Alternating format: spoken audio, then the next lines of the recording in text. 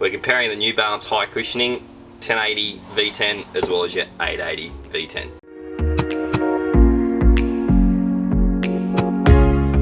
So getting into it, so we'll start off with who they're for. So your 880, built as a running shoe. You got your new fresh foam in it instead of your true fuse. But who's it for? So you can easily run up a marathon on this compared to the next shoe.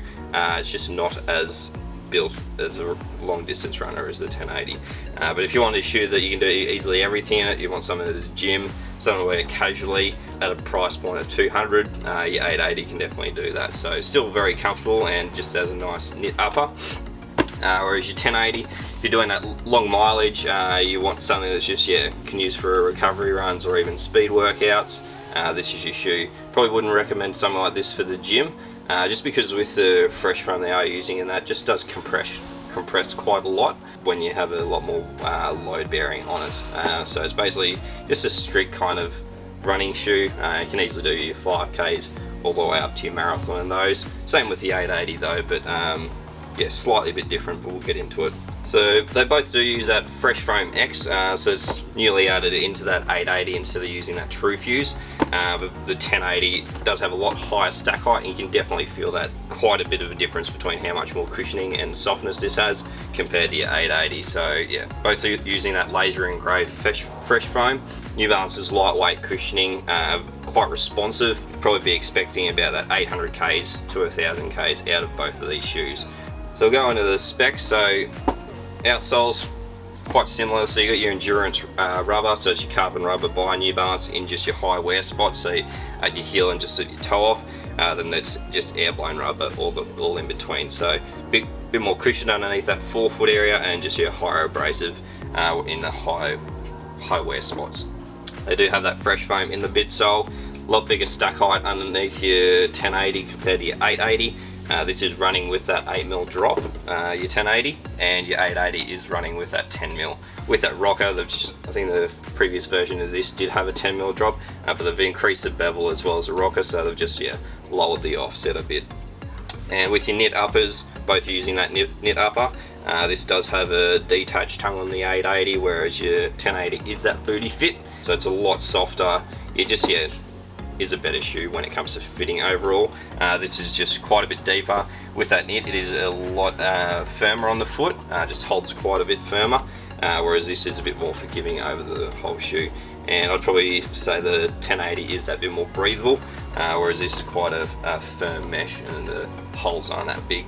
I'd personally pick the 1080, even though it's a $50 price difference. So in Australia, you come into that $200 price point with your 880, whereas your 1080 is at $250. So is worth the extra $50, especially if you are looking at doing that kind of marathon build, half marathon build, and you just want a shoe that easily to recover in and just do workout after workout in it.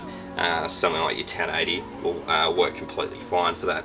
Saying that, your 880, if you just want something around that $200 price point, this goes up quite well against something like your Saucony Ride or your Brooks Ghost.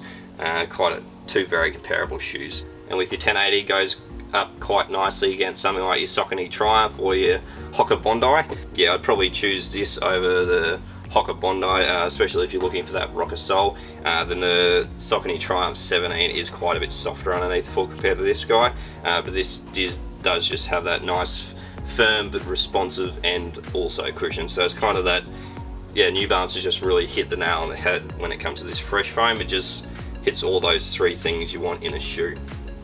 So when it comes to weight, you'd probably look and see this guy being that not as much of a shoe and think it'd be lighter, but that's not the case in this part. Start off with your 880 in a men's, so you're looking at a 304 grams to this, and in your women it comes in as 256 grams. So still quite a lightweight shoe for both men and women.